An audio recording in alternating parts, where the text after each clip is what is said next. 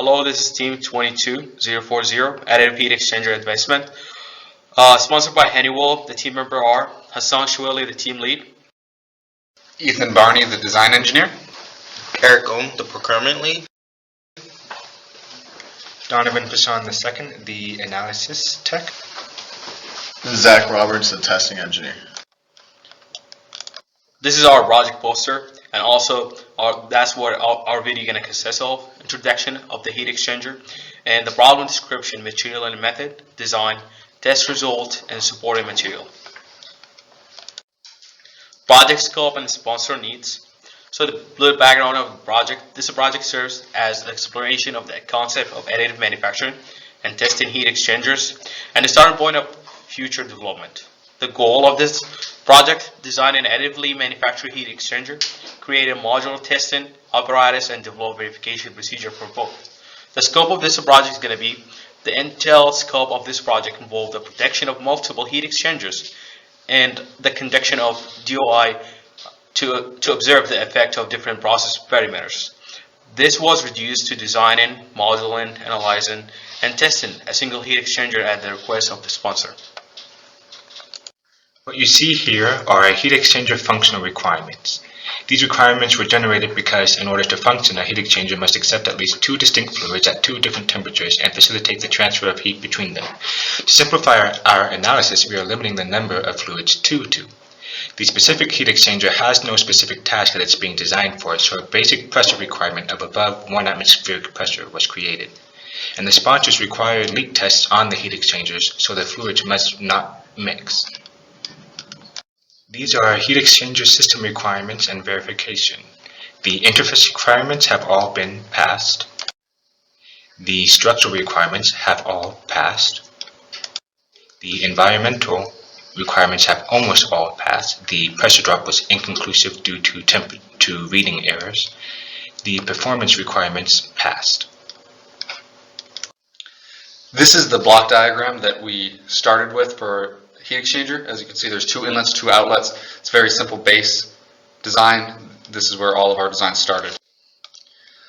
After that, we started researching TPMS structures, and we found that a gyroid with a cross-flow configuration would be the best configuration for our internal geometry, and that is shown here. There's 2 fluid domains, one for the hot flow and one for the cold.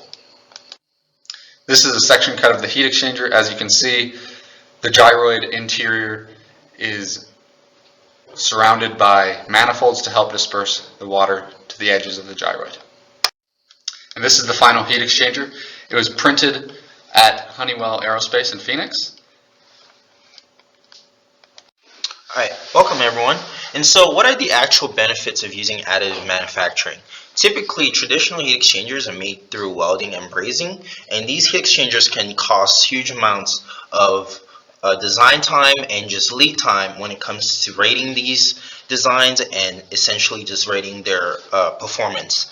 However, when it comes to additive manufacturing, we can use layer by layer construction of the heat exchangers for a one-step assembly. And as you can see below, we actually have a cheaper cost for the manufacturing of our heat exchanger here as compared to traditional designs. So just going into our workflow for the analysis, we're going to start by doing a trade study of the various core geometries.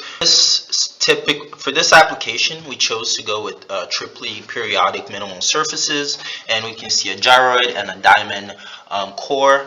And from there, we went to a 2D simulation using MATLAB because we're very familiar with that software.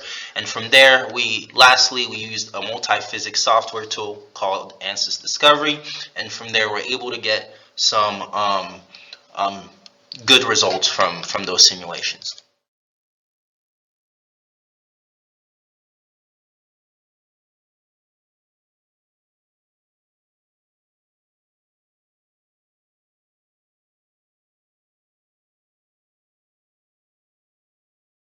These are the testing apparatus functional requirements. They were derived because the testing apparatus was designed to verify the heat exchanger requirements. Therefore, the testing apparatus needs to pump a fluid through the heat exchanger. Water was chosen for its accessibility and usability. The testing apparatus also needs to monitor key information regarding the pressure, temperatures, and flow rate of the water going through the heat exchanger. It needs to secure the heat exchanger for safety and to reduce confounding factors in the flow.